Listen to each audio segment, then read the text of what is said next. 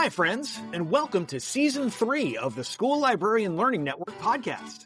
I'm Steve Tetreault, often known as DrTLovesBooks, and I love talking about all things related to school libraries. I'm an old dog who's always trying to learn new tricks. That's why at each episode of the SLLN podcast, I'll chat with a school librarian about a lesson, program, or activity they love. Hopefully, this can be a place for school librarians to get ideas and find new ways to engage with their students and staff. Speaking of which, I'd love to hear about what you and your friends are doing in your school library. Email me at DrTLovesBooks@gmail.com. That's DrTLovesBooks@gmail.com to tell me about what you're doing, offer feedback about the SLLN podcast, or to request a podcast sticker. As Amy Herman likes to say, being a guest on a podcast is a great way to show your admins you are engaged in meaningful professional development and leadership in the profession. So drop me a line and let's chat. That being said, the opinions and ideas shared in this podcast by myself and my guests are our own and do not reflect those of our school districts. I just like to geek out about school libraries. So, without further ado, let's get to this week's episode. Hello, my name's Rain Smith, and I'm a high school library media specialist in Central Indiana. And today we're turning the tables on the School Librarian Learning Podcast, and I'm going to be the guest host. Yay! Yay! Throughout the school year, every 2 weeks, many school librarians and supporters participate in a biweekly conversation, the Teacher Librarian Chat on Bluesky. And this past week, the topic was DIY your library. So doing it yourself, doing all kinds of things with probably little resources. It's about all the creative practices we individually use to meet the needs of our schools. And the whole point of the chat is sharing best practices and getting to know each other. So as a DIYer myself, I'm always inspired by the writings and musings of one school librarian who's more of an expert on the do-it-yourself library than anybody else I know. Literally built a library out of a hallway to begin with. So, the normal host of this podcast, Steve, is your DIY expert this week. Hey, everybody! Yay, this is my very special guest. Let's dig in and have fun. Yeah. So, welcome to the School Library Learning Network podcast. Thank you so much. You're welcome. It's so nice to be here. Please tell me your name and title and what currently work you're doing, where you're at, all kinds of stuff. Sure. So, I'm Steve Tetreault, and I am a school library media specialist technically, but I just call myself a school librarian in a middle school in New Jersey. I've been doing that for just hit 4 years, a couple months ago. And before that, I was sort of I called myself a hobbyist librarian since about 2016. I was still in the classroom then, but made my way into the library world. And so it's been a lot. It's been a lot of different kind of stuff going on. So, yeah. Have you always been in middle school? I have been in middle school since 1999. I did a year and a half at a high school before I went to the middle school.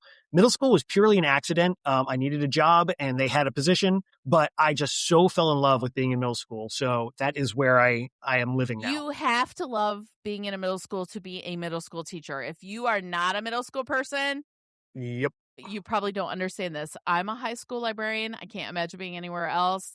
Mm-hmm. My best friend is a middle school librarian, and when I go over and work with her sometimes to do things, I'm all like, help. Yeah, it is a different world. Yeah. They are the most lovely kids, but the environment's a little like, It's sort of like, yeah, we get sort of the not quite high school level. They can sort of kind of do stuff on their own, but not quite. They're not quite the little ones. Like it's a weird mix, but it's fun. I have some of the dearest friends and people I admire most work in a middle school. So that is totally admiration, just so you know. I admire you deeply. Thank you. I appreciate that. All right. So we have brushed on this a little bit, but tell me a little bit more about your school library journey. Like, how did you decide to move from the classroom to being in a school library? Where'd you go to library school? How'd you start out? Yeah. So it actually all started with my then school librarian at the school I was teaching at going out for a couple of weeks on, he had a leave that he had to go on. And he was like, hey, you sometimes spend your prep in the library anyway. Would you want to just be in here and sort of like keep an eye on things while I'm away during your prep? So I was like, sure, why not? So kind of doing that, seeing what was going on. I was like, oh, this is kind of neat. Like, this is a neat thing. And he came back and he was like, oh, everything's, nothing was destroyed. Everything's where it's supposed to be. So that's great. And As he a said, school librarian, the best feeling is leaving your library with somebody coming back and being like, nothing's destroyed. yeah, exactly. Low bar, but sometimes that's the bar you need. So he came back and he was like, you seemed to really enjoy being in here. I'm thinking about maybe, in a couple of years retiring. Would you want to take over? And I was like, literally, it had just never crossed my mind. And I don't know why. I love books. I love libraries. I love the space. Just never had crossed my mind. And he said that, and I was like, that's an interesting idea. So I applied to Rutgers University's Masters of Information program and got in, and it was quick. It was I think I did all online at the time. Yeah, all online. And it was just one thing after another, like, we're going to zip through this. And it was amazing because I was, at that point, I'd been in the classroom for just about 20 years, I think. And I was very comfortable as an English teacher. And going through the MI program, I learned so many things. Like, there's so many things that as soon as I heard them, I went, oh, of course that's a thing we should be doing. But it didn't quite fit into the English curriculum. Like, some of it was like citation. Yes, of course, we got to cite stuff. But like digging into sources more than we were and thinking about reliability of sources, like things that in my head I know are important, but had never really thought about how are we teaching students about that. And I was just so absolutely overcome with a need to be able to share this information with people. And so it started making its way into my English instruction. Right around the time I was wrapping up the program, I actually was invited to write a curriculum for a class that they were calling Argument and Debate, which was supposed to be like a writing and speaking class. And I absolutely 100% turned it into a library skills class. Like, it became all about information literacy and finding resources and identifying reliability. And like, we were doing the other stuff, but it was all in service of, we're going to get good library skills.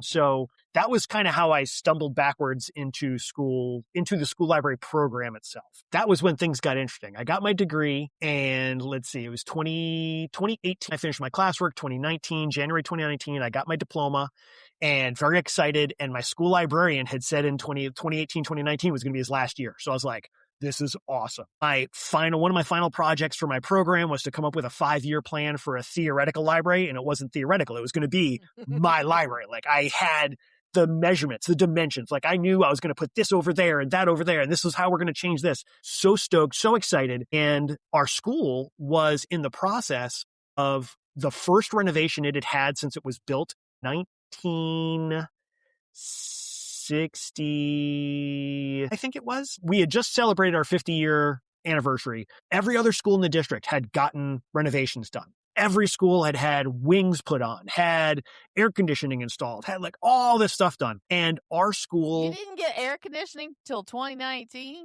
So they had put in... That was the one thing that they did. They put in air conditioning. I was like, I feel terrible for you. That was literally the one addition they had done to our school in 60 years. So part of the renovation was supposed to be, we're going to redo the library space. And so I was kind of lukewarm on the plan they had for what the renovation was going to be. They didn't ask a librarian what it was supposed to look like, but I was like, hey, you know what? New library, great. We'll roll with it, right? So very, looking forward to stepping into this, figuring like this is just going to be, he's going to go out, I'm going to come in. This is going to be perfect. And then there was a big snag with the renovation. There was a big snag with the budget. And they said, we don't have the money we thought we had. We're going to have to change the renovation plans. Rather than renovating the library, we're going to turn the library into science labs because we need new science labs. And so instead of renovating, they closed the library. And my middle school and high school are connected. We're a middle school, high school campus. And they said, since the high school has a library, the middle school kids can just go over to the high school and use the high school library when they need a library. Which, like, if you're looking at it from an outside perspective, if you're looking at it from maybe a pure logic point of view, that seems to make sense on the surface. It doesn't make sense. It doesn't make sense. When you actually time how long it takes to walk from any of the middle school rooms to the high school library, it's no less than 4 minutes to get just to walk from one place to the other place. And then you got to come back. So there's 8 to 10 minutes just walking back and forth. You haven't even gotten to the library yet. So we're talking about a quarter of a class gone before you can even get to the space. Add on top of that, the high school has twice as many students as the middle school. And the high school librarian has a full complement of things to do. Like he's already teaching all of the high school. So he didn't have the time, like literally just didn't have the time. No capacity. That's it. No capacity to kind of deal with the middle school on top of the high school. And like, no shade. Like that's just, no shame. You've already got a full-time job. And then we want to throw another full-time job on top of that. This is that thing where we always ask all school personnel, but specifically school librarians, to keep picking up slack and picking up slack and because we don't want kids to struggle, we frequently say yes to too many things. Yep. And there's no capacity at some point. Yeah.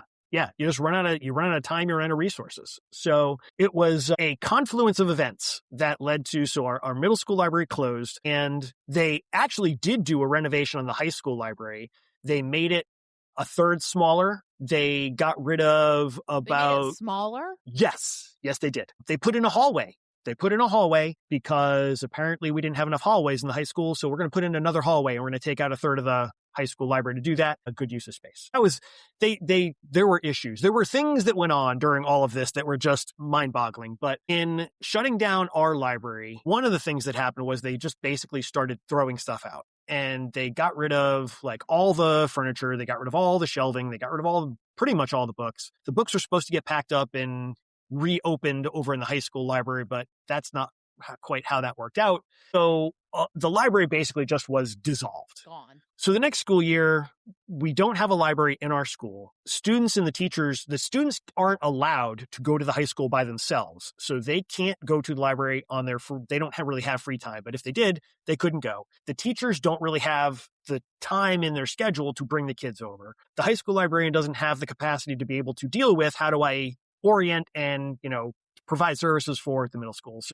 That was the 2019-2020 school year. That was also... At this point, they've dissolved and closed the library space itself. Yep. The librarians retired, and they did not replace the middle school librarian either? Did not replace the middle school librarian, because why do we need a middle school librarian if we don't have a middle school library? Yep.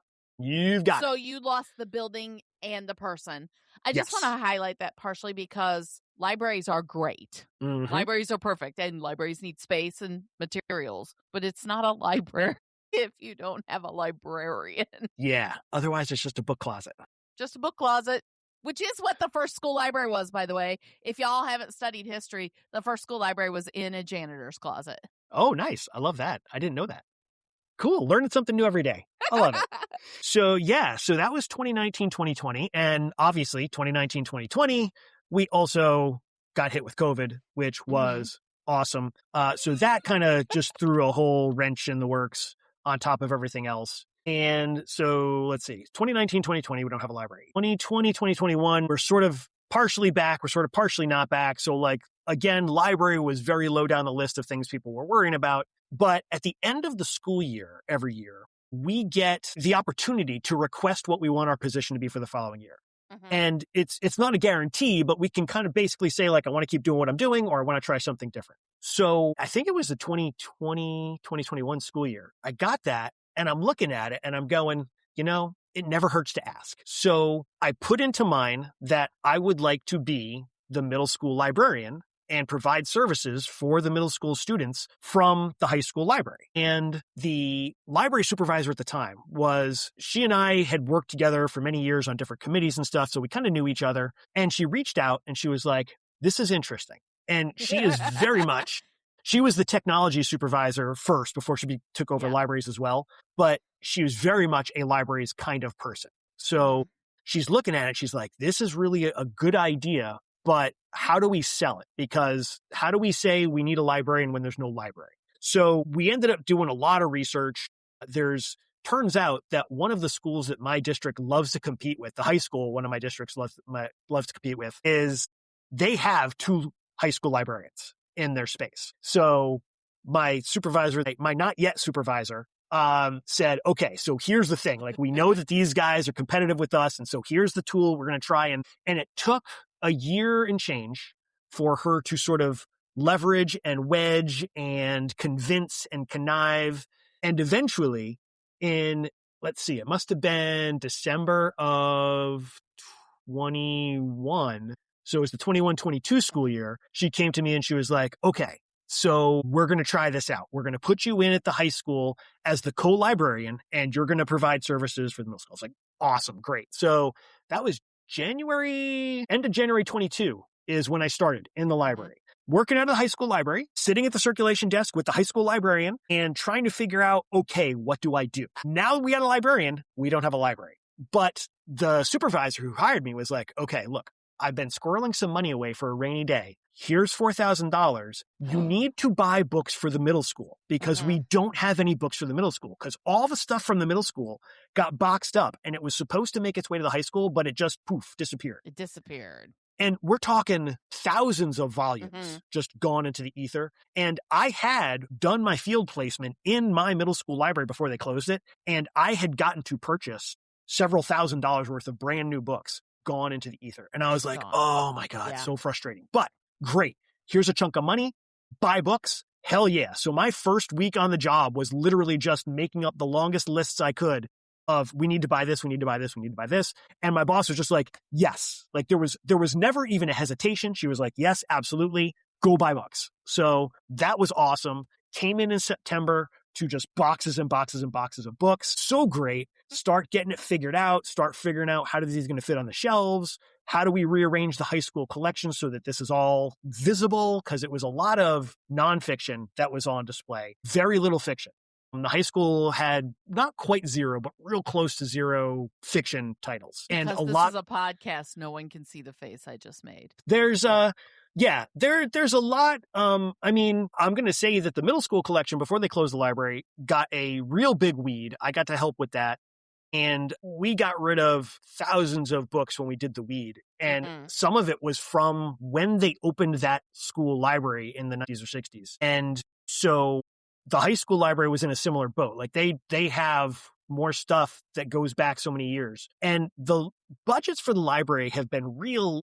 I mean, I think as far as I know, before I started, they were not very robust budgets. So, you work with what you got and you try and figure out where you're going to put your money. And a lot of the high school, they were paying for some real good databases up there for different stuff. And that was eating up pretty much all their budget, which, that's a choice you make. If that's what your students are using, great, you do that. So, we had to refigure just the physical space. Like, now we have books. Where do they go? How do we display them? How do we get them to students? So I spent 22-23 school year. I spent a chunk of that time just figuring out, like, how do I even set up the physical space in the high school? And then, okay, now I've got books here. How do I connect the students with the books? Because they are in separate places. And we were using Destiny, and it literally, the way it was set up, the students had to be on a desktop to access Destiny. And there were only, I think the classrooms had one desktop each, and that was the teacher's desktop. And there was no place for the students to go and use desktops.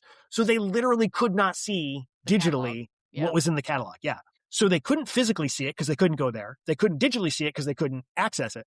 So I had also, around the time I was getting books, had said, look, this is going to be a problem. We need to figure this catalog situation out. So we also went to a new catalog. So here's the new guy showing up with books and books and books, rearranging the high school librarian's space, giving them a new catalog to work with. Like, I was just bad news from start. And I feel bad. Like, I know, like, if somebody came into my space and was like, okay, look, we're changing everything, I wouldn't be super stoked either. But we got the new catalog. The kids can finally see what's in the catalog. They can kind of start to make connections. And I was literally, they could go in finally and place holds on books, which was awesome. So they would place a hold. I'd get a notice on my computer.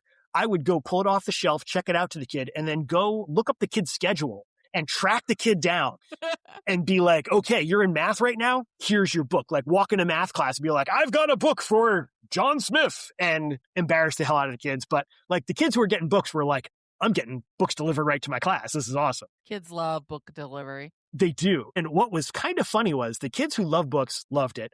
The kids who love disruption loved it. They started putting books on hold too, which I was okay with, because they were like, actually, some of them were actually reading the books. So, genius. it was working out. It's all coming around. So we did that for a while. And then it was, must have been November 23, I think, that I was like, okay, we've been sort of like, during the 22-23 school year, the kids were placing holds, I'm delivering books, and I would like every once in a while just load up a cart and go to a teacher's class and be like, okay, here's new stuff that we've got. Like, let me just book talk some stuff. And kids would check stuff off the cart, which was great. But it's still not the same as them like having the ability to just browse and see what's there. You know, me book talking is awesome, but that's one book. And then they get like 5 minutes to look at a cart full of books that most of them are spine out instead of face out. So they can't really see them. Wasn't ideal. Better than what we had, better than the zero that we had, but not great. So kind of made our way through that for most of a year. So that's November, brings us to November 23. November 23, we've got a couple of long weekends, like 5-day weekends coming up. And I'm like, okay, I want the kids to have books in their hands. They need to see what we've got. And this is where I really started to, what I think of as get creative. When they redid our school, where the doors to the library used to be,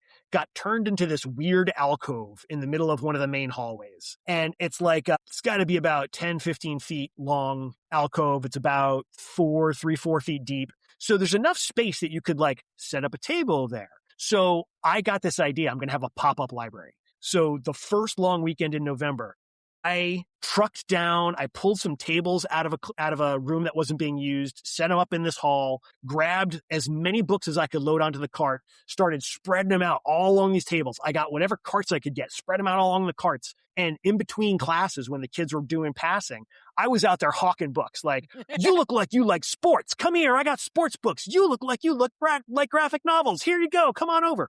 And the kids were like, oh my gosh. And so they were coming over and like browsing the books and checking stuff out. And I had like a little mobile checkout station set up so I could check them out right there as they're going to class. So that's how I spent the day. And our circulation like quadrupled from that one day, you know? And I was like, okay, so this works. This is good. And then Thanksgiving long weekend was coming. I did the same thing. And my vice principal was walking around and she saw this. She was like, that's awesome. That's so cool. Around the same time, the principal was retiring. The vice principal was going for the position. She came to me and she said, look, I think libraries are important. I said, yes, they are. She said, so she goes, Thank you. I agree. Yeah. She's like, so do you have any information that might be able to help me make that case when I go to the interview that I'm going to? I was like, do I? So, and did you drop like a tome? Yeah, like it's funny because I had actually made a 1-page, which is now actually like 4 pages, but it was all just like why New Jersey school libraries are so important. They do this, they do that. They hit these state standards. They do these things that are important for student development. Like it was just pages and pages to just make that case. And I was like, okay, so here's this document that has all these studies and links, and then here's a bunch of studies to go with it. And she was like, oh my gosh. So I don't know a school librarian who can't just whip that out. Yeah, like, right? Hi, prove to me your worth. Here you go. Got it handy, got it bookmarked, ready to go. We really are prepared to advocate. Yes, absolutely. So she was like, oh, this is so great. She went, she ends up getting the position. Awesome. Comes to me, she found out she got the position, and the next day she came to me and she was like, look, I think libraries are important. You think libraries are important. We need to get a library space back in this school.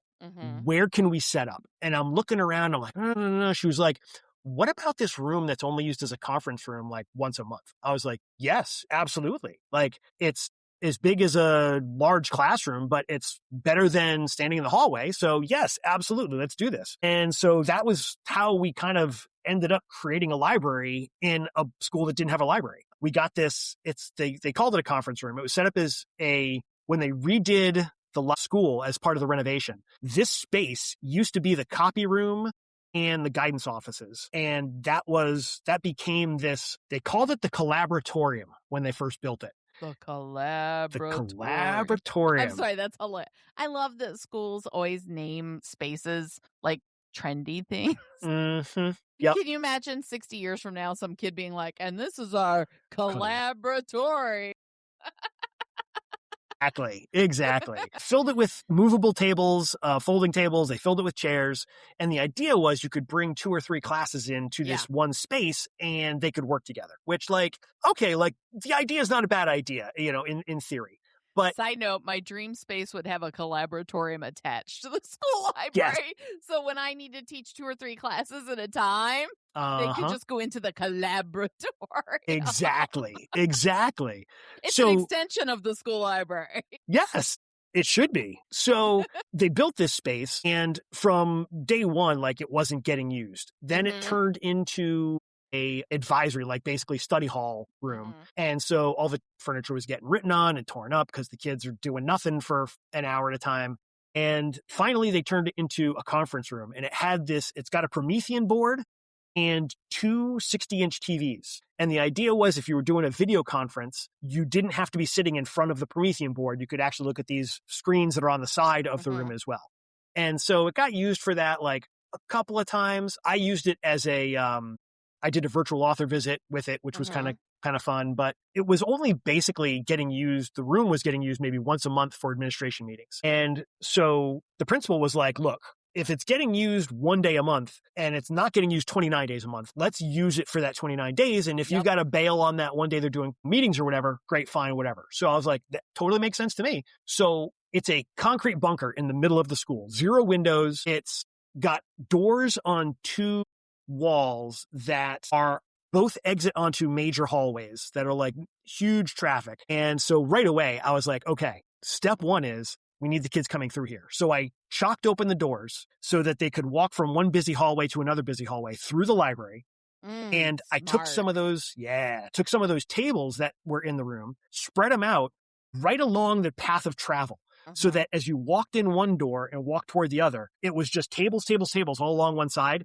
And I just did front-facing books all along the tables so that as the kids are walking through, they are able to browse on their way to and from different classes. And like, we've got 0 shelving. We've got like, I got no place to put books except on these tables, but I'm like, that's where we start. Like, that's how we begin. So that was sort of the genesis of our library. I love that. A long way to get there, but that's where we ended up. Well, actually, and you covered like my next 5 questions, so it was perfect. You geniusly did what you were supposed to do. And I love that you fought for it. You fought for it, and that's important. And I love that you did find an administrator that understood that. Yes. I was so lucky that both the library's supervisor and my vice principal becoming principal, both of them were so on board with getting us library space. And I'm so glad. It literally would not have happened without the 2 of them. I had other administrators and other supervisors that I've worked with before and after, and none of them were as supportive as these 2 about this space. So I am super lucky that I was able to get my foot in the door with these 2. I also think it goes back a little bit to something we said a smidge earlier about, like, a library is not a library without a librarian as well. Your library takes on your personality when you're a solo librarian. Yes. And even to a degree when you work with a partner, because that collaboration takes on a thing that becomes the library as well. And I really, truly think your personality is what caused a library to happen. Another person may have not, even with administrative support, gotten that to happen. So good for you. Kudos, because that's exactly what should happen. Everybody should strong arm their administration into fixing their library or making their library. I also love that you talk about your found space, and we're going to talk about more about that here in a second, but you talk about your found space kind of being like a walkthrough or problematic. Design school libraries have these issues. Like, I love that it's a rando room and it still has the same issues mine do, or that, like, or my temporary one. And y'all know I'm in my 2nd space in a year and I'm about to move to my 3rd. So like it doesn't matter if it's designed library space or found space. We all are like, and we have no walls, or, oh, the doors go as a hallway. Like, it blows my mind. Oh yeah, absolutely. They're all the same, even when they're very different. Yeah. Well, and like, even I don't understand why they don't ask practicing school librarians to help design library spaces. Well, and I have gotten to work on my remodel. So my building is under construction, and we have a brand new academic wing opening, and we have a new performing arts department about to open. We have a new cafeteria, but we're also remodeling the current structure. And I was included in the conversations from the beginning, which is why I'm getting a remodel, and I'm not in the new academic wing, because everything they showed me, I was like, no, no. So they were like, fine, we'll put you back where you are. And I'm like, okay, thanks. Yeah, absolutely. So that sounds like I'm terrible, but like, not that being in a new space wouldn't have been lovely, but my dream library does not have no walls. Like everything they showed me had no walls. And I was like, no, I need walls. Yeah. How do you, boy, that's a I tough need space. walls, please. So that's funny. So you're in, I also got to tell you, time is not a concept apparently, because I did not realize how super recently it was Yes. that you've been in this. Like I've watched this. So you earned your degree. Yep. And started library worlding about the time I moved into my library. Okay. When I took my school library position. 17 is when I became I've had my degree since 05. But 17 is when I moved into my school library out of my classroom. Gotcha. So we parallel have spent a lot of time seeing each other write and talk. Well, that and was interact.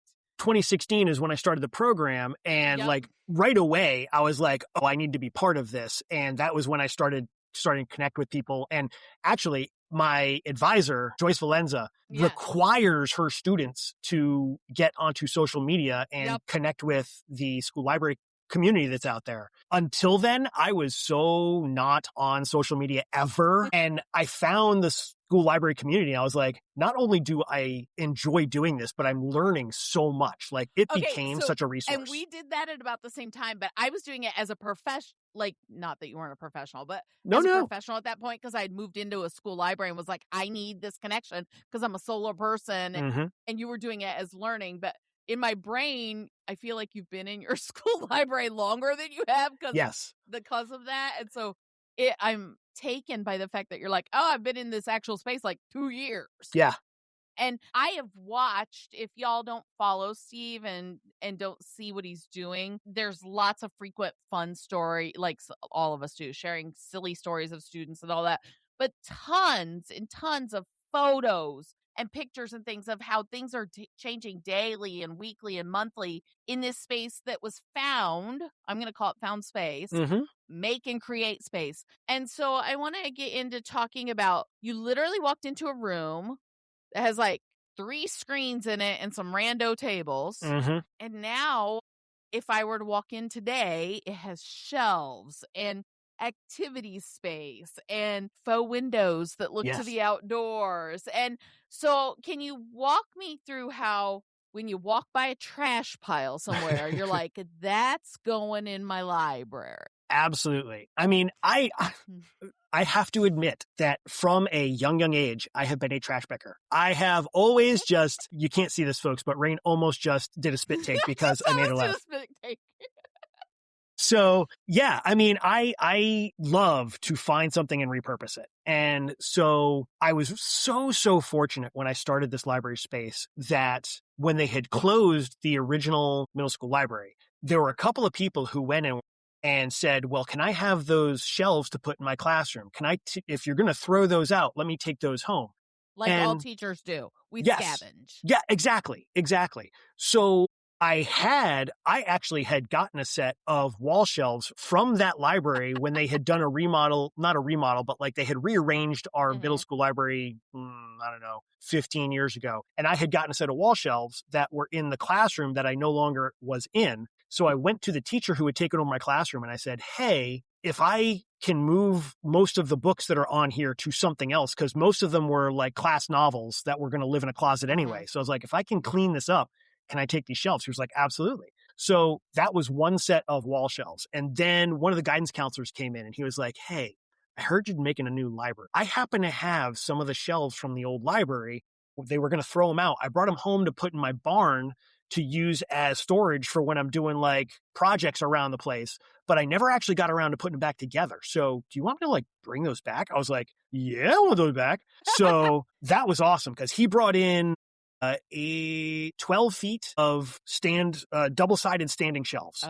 Wow. Yeah, wood, like nice solid wood. And so I had to, this is where DIY started because it was a single 12-foot section. So it had an end panel on either side. He had, I think, there were 2 or 3 of those in the library before they got rid of them. He had taken 3 end panels, but not 4 end panels. So I could turn this into 2 6-foot sections, but only one of them was actually complete. the other one was missing an end. And so there was no support. So the whole thing was sort of like falling down to one end. So this is a note, even if you work in a library, if you have never actually put together or taken apart or moved school library shelving, I just moved mine last spring, and I, to a degree, even didn't realize how many like pins and nuts and bolts and pieces are dependent to keep one piece to the next piece to the next piece. It's not built like home furniture. No. Like I was like, oh, I want this one section of shelves, and then my custodian and I take it apart are like, oh wait, can't have just one section. So keep in mind, you have to have like each part that's designed to connect to the next part. Yeah. So I'm looking at this and I'm going, okay, there's got to be a way, like, because this end panel is just wood. So I can get wood. Like I can figure this out. And my wife happens to be a contractor. So she's awesome with tools. She, can look at something and kind of go like, okay, I see how we're going to do this. So I went home, I explained the situation. I was like, here's what I'm kind of seeing. Like, if we just get some lumber, we can fabricate a new end panel for this thing. And she was like, okay, so yeah, we can do that. We'll glue this up. We'll route out some channels to put in the movable shelf track inside. And I had to go to the depot and get some new hardware. But like, we basically, between the two of us, we fabricated a brand new end panel for this freestanding set of shelves. So now I've got 2 sets of freestanding shelves plus 1 set of wall shelves, 1 12-foot section of wall shelves. So we went from 0 shelves to 24 feet of shelving in a couple of months.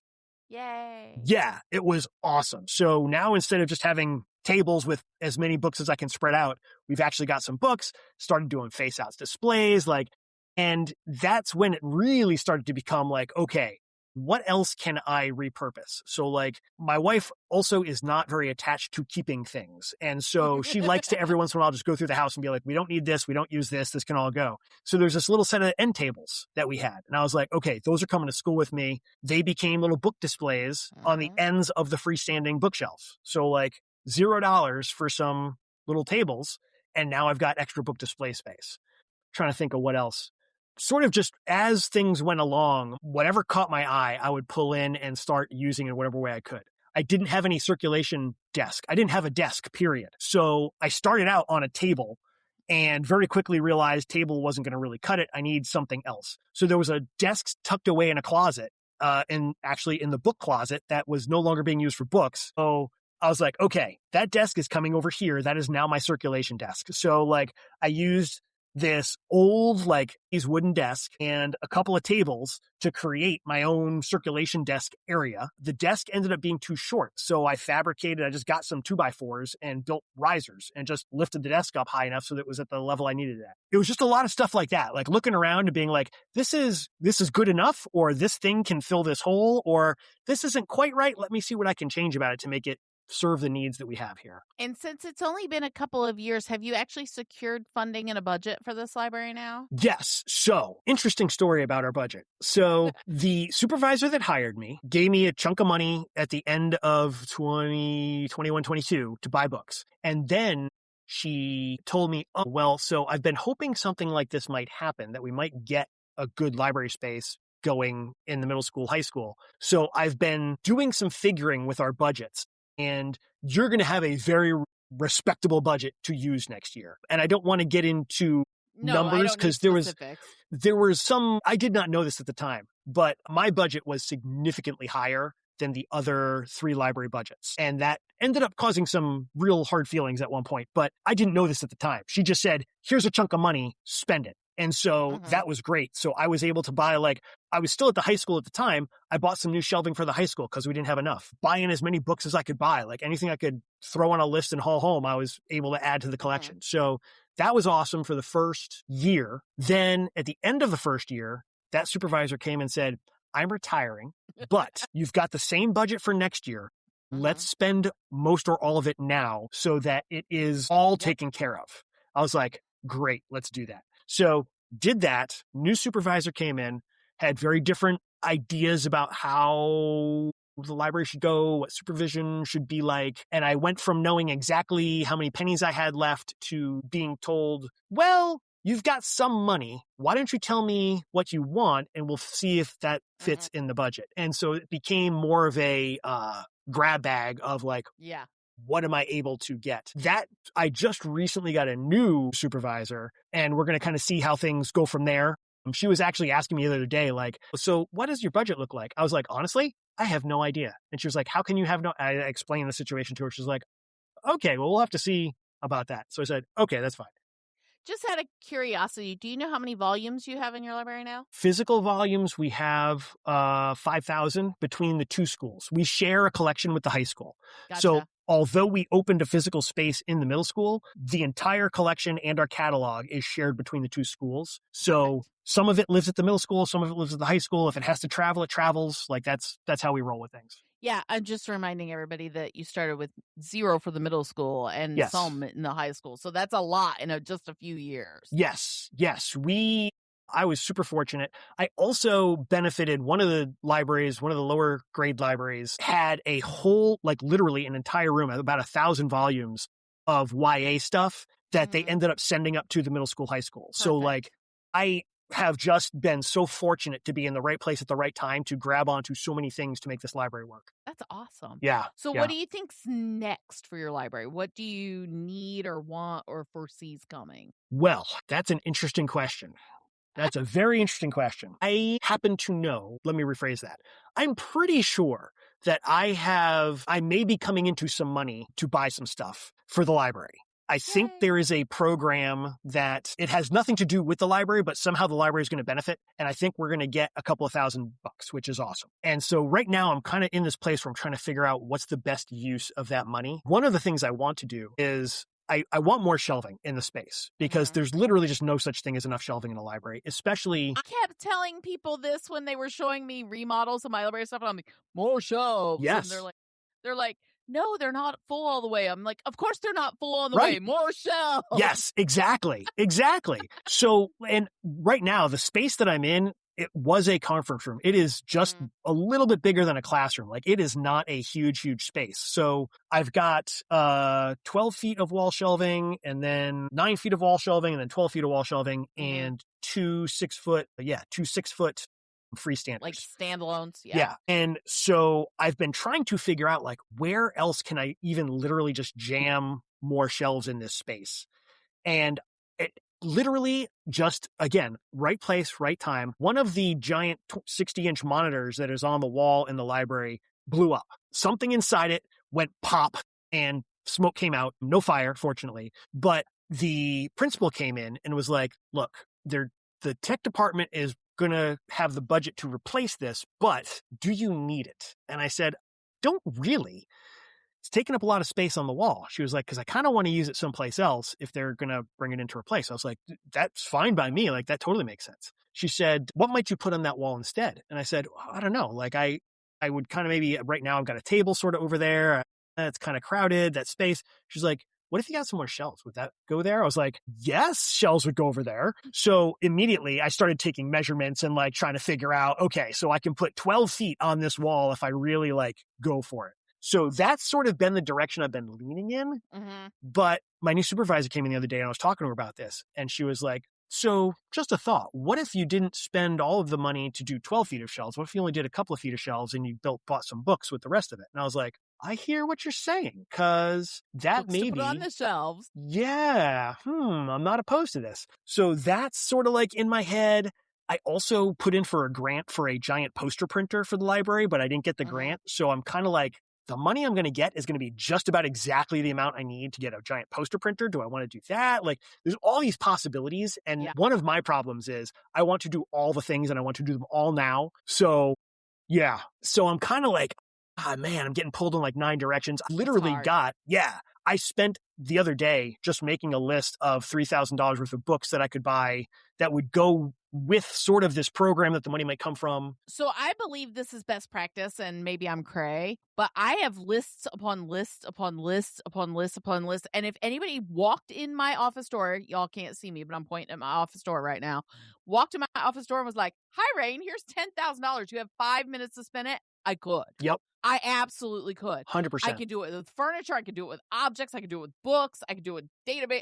Drop money on me challenge. Yes. And most school librarians I know, all school librarians, I want to say all, maybe I'm lying. No, do that because you never know when or if you might get gifted some money. It's rare. It doesn't happen that people just gift you money. Yeah. But in the case it does happen, and this happens a lot. I don't know about other people where they work, but here at end of school year budget time, when they're wrapping up the budget and there's use or lose money, and then my principal will be like, I have this like $900 that has to be spent today. And I'll be like, okay. Great. And Challenge 5 minutes accepted. later, spent. Yeah. And so, yeah, I'm with you. Like, I want to do all the things all the time, but I'm also prepared if I get a gift, or prepared to make choices eventually and then be like, yeah, this is back burner for a little bit longer. Yep. So that I appreciate that you're in that process right now. Yeah. And I gotta say, you're so inspiring because you frequently will post things like, I found this funky table at a bank and it's now in my library. Or, I just built a window because I don't have windows out of a TV and some frames. And do you DIY with the kids then, because it's your niche and you're so good at it, and they're actually living in a product of you doing that? They're living in a product of your creativity, where it's your care shelf cart thingy that you made or your bank refurb table. Do you actually do these things with kids in the library? So I don't do, there's not too many projects I do with the students. There are projects that I'll work on as the students are sort of wandering through.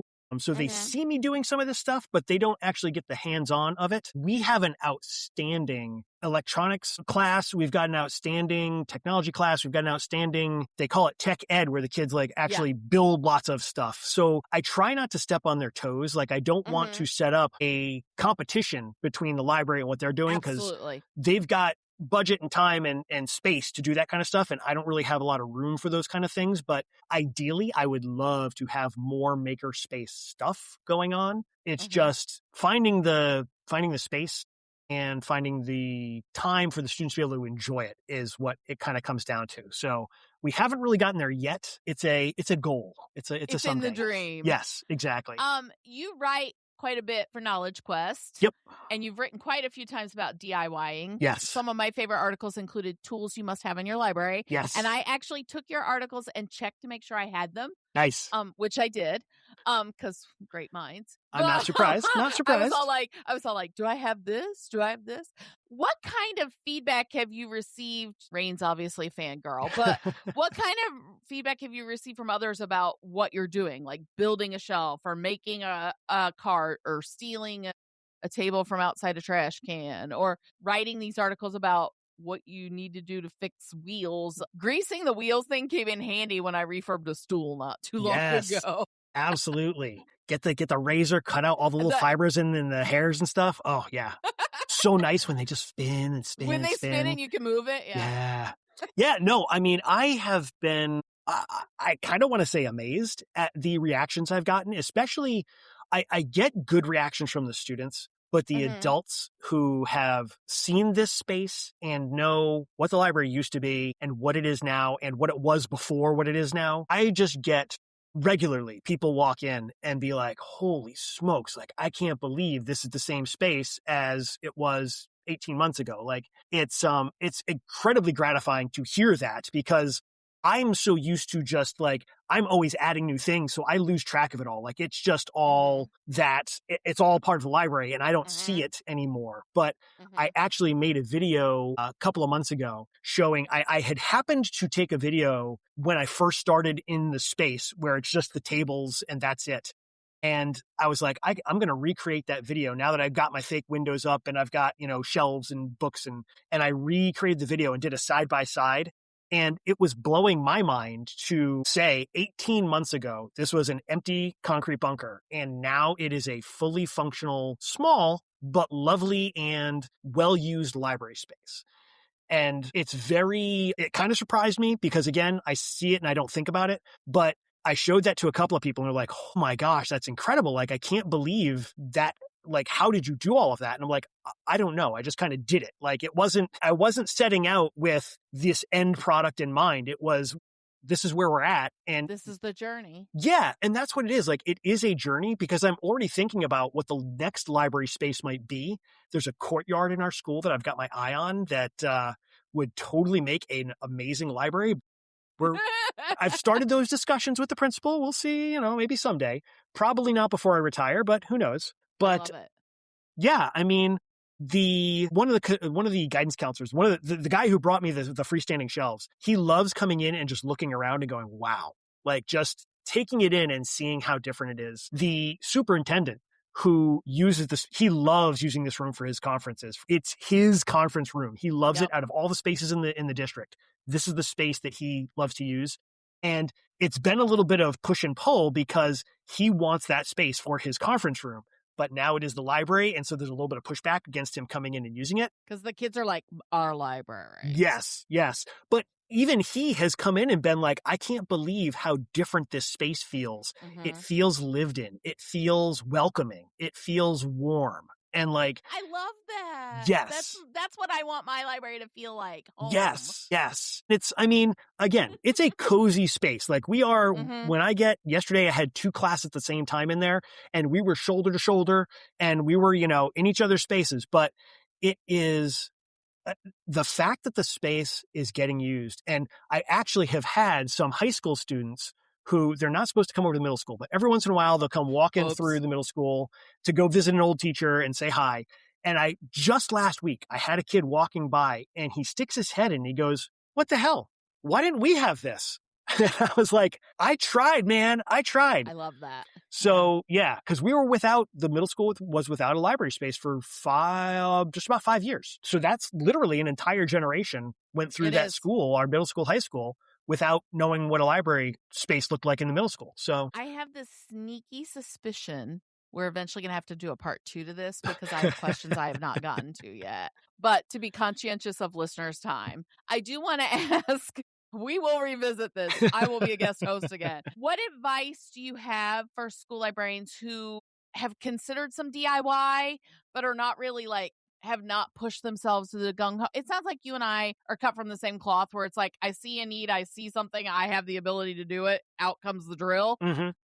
But what advice do you have for someone who might feel a little nervous or tentative about that? Yeah. Well, I mean, I've always loved to just be hands-on with stuff, but I was not great with tools and construction for a long time. I did some stage crew stuff in high school, but it was super minimal stuff. I did a little bit in college, super minimal stuff. And then when my wife moved into the first house that she bought and she started doing stuff around the house, both of us were new at DIY stuff around the house. And we started just kind of at first very tentatively, oh, well, we should move this thing and this drywall, but that means we've got to cut the drywall. Oh, I don't know. What are we going to do? Oh my gosh.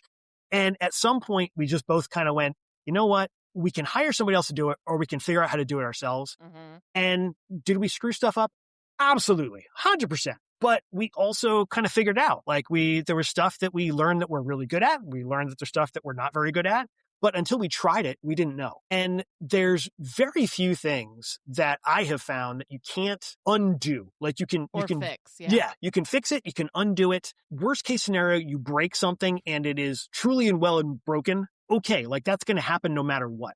I work in a middle school. Any day that something's not broken is a special day. So if I'm the one doing the breaking, that's the only unusual thing that's going on there. But it's really not all that unusual either because I break plenty of stuff. So I think it's really a matter of just try not to be intimidated. Don't let it get in your head. Just know that, yeah, you're going to maybe not do it right and that's okay. But you're going to also figure out how not to do it so that the next time you go to do it, you'll have better skills, It's like repairing books. When I first started repairing books, I was terrified that I was going to screw up the books. And now it's that page is kind of sticking halfway out, get some scissors, clip it off, and it'll be fine. You kind of you get used to it and you kind of accept that it's going to be what it's going to be.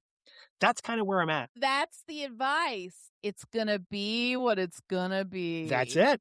I love it. Yeah. All right. Because this is the SLLN podcast, it's time for a book break. Book break. Woohoo! Love it. All right. So let's see. if I'm going to break some books, I am going to bring in, there's this author called Dave Duncan, and he is apparently an incredibly prolific writer. I did not realize this until very recently, but Don't you like to be the last to know? Yeah, like I had no idea. I had picked up one of his books. I had seen it recommended on Reddit, and the book was The Gilded Chain, and it's a fantasy book. It's relatively low fantasy. It's got magic, but it's mostly about this guy who is trained to be a protector of the king. And he's got this, like, he is bound to the king by magic. And so he has to, like, he literally has to protect the king. And the story follows this guy from his childhood through his retirement, like over the course of like 50 years. And it tells it in a very engaging way. Like I generally like a fantasy story. And this was just real like meat and potatoes. Like this guy goes around doing interesting stuff in a really unusual world. And it's told in a little bit of an unusual way. Like it's not conflict, climax, resolution. Like there's sort of set pieces throughout the book. And the story starts with 3 different points of view. And eventually you see how this ties together. So it just really grabbed me. And I read this maybe 5 years ago, really enjoyed it, realized it was a series, but at the time I had other stuff going on, kind of forgot about it. Jump to a week ago. I happened to be on Amazon, and Amazon has learned that if there is a book that is a $1.99 or less, I am likely to buy it. So they pop up in my Kindle feed, hey, you read this other book by this author. The next book in the series is $1.99. I was like, cool, let's do it. So it actually turned out book 2 and 3 were $1.99. So I bought them both. I had book 2, and book 2 is called Lord of the Firelands. Also really good. Also about these other characters in this same world who are also bound to the king, except not quite. And some stuff goes on. And I got to the end of book 2. And at the end of book 2, something happens that directly contradicts half of book 1. Like this thing happening in book 2 means that the second half of book 1 could not happen. So I'm going, what the hell is this? Are you frustrated? Because that frustrates me. I'm a little frustrated. I'm like, How can this be? So I start book 3, and book 3 seems to sort of be lining up with book 2, but not with book 1. And I'm like, what? Now, book 3 starts with an author foreword that says, each of these books can be read, each of the 3 books in the series can be read as standalone books. But if you read all 3, you get the full picture. And I'm like, I need the full picture. Like, I need to understand how book 1 and book 2 can directly contradict each other. How does book 3 clear this up for me? So I'm starting to read book 3, and I'm like, wait a minute, maybe I'm just misremembering. So I went back and I couldn't find the copy of book 1 that I had bought because I bought a physical copy. So I bought the digital copy so that I could reread book 1. So now I reread book 1. And then I jumped back to the end of book 2 to make sure that what I thought I read in book 2 actually was what I thought I read. And it was. So now I'm in the middle of book 3 trying to figure out how is this going to tie all these 3 books together, because so far it hasn't happened. And I am so lost and confused and a little frustrated, but also so damn curious to see where this is going to go. That is my book break, is to drop some Dave Duncan on you and see if you are a fantasy reader. I think you'll enjoy pretty much any one of these books on its own. If you do read all 3, I have not finished all 3 yet, so I don't know how this is going to tie together. But if you know, and you can... we definitely need an episode 2, because I need to know what happened. I am so baffled. And I've got maybe an idea of what's going to happen, but it doesn't quite line up with the rest of what I think I know. So right now, I am just floating, just trying to figure it out. This is so funny, because this is what I love and appreciate about you as a reader. And like all readers do different things. You're sticking with it because you need to know the fix. Mm-hmm. I would throw the book across the room and be done. I'd be like, I'm done with you. How dare you do this to me? Because I get flustered too easy, and there are too many other books in a pile for me to go visit. Well, that's the thing. My New Year's resolution was I was going to read through my Goodreads TBR, which is at around 603 books right now. And I started chipping away at it, but then I have lost that, and I'm just whatever comes across my path, I'm jumping into. That was an unattainable goal. Well, I figure someday I'll get to at least some of it, but we'll see. There's no such thing as an ending a TBR list, just so you know. That is true. That is true. Too many books, too little time. Well, this was brilliant and very, very fun. And again, I did not touch everything I had prepped for, so we may have to visit again. We can do this. If we can the do audience this. demands it. Yeah, we'll have to see. If I was not the worst guest of the universe, I know I can host, but I don't know how well I guessed, so we'll see. I actually think you're a brilliant guest. I really, really loved it. I hope everybody loves it as much as I did. I appreciate you being open to this idea when I was like, hey, no, literally, people need to hear about this.